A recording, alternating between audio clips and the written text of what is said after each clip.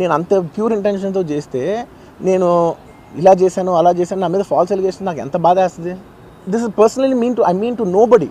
I respect everybody. నేను అసలు ఇదేం పర్సనల్ అటాక్ కాదు, ఏమీ కాదు. నేను జస్ట్ నా గురించి ఫామ్ అవుతున్న ఇన్ఫర్మేషన్ పీపుల్కి చెప్దామని, దట్ ఇలా జరుగుతుంది, ఇది నిజం కాదు, దయచేసి అర్థం చేసుకోండి చెప్పడానికి. అండ్ ఒక సిరీస్ ఆఫ్ ఈవెంట్స్లా చెప్తాను జరిగిన విషయం. ఏమంటే జరిగిన విషయం చాలా అన్ఫార్చునేట్. నేను గత 3 ఏళ్ళుగా ఈ సినిమా థియేటర్లో చూస్తేనే నాకు తెలుస్తుంది. అంటే నేను ఇన్ని కోట్లు పెట్టి అమ్మాం కదా సినిమా, నాకు రెస్పాన్సిబిలిటీ ఉంటుంది. సినిమా ఎలా ఉంది అది థియేటర్లో చూస్తే నా 3 years ఎఫర్ట్. అది జస్ట్ ఒక షో కాదు, నాకు ఎమోషనల్గా అది 3 years ఎఫర్ట్.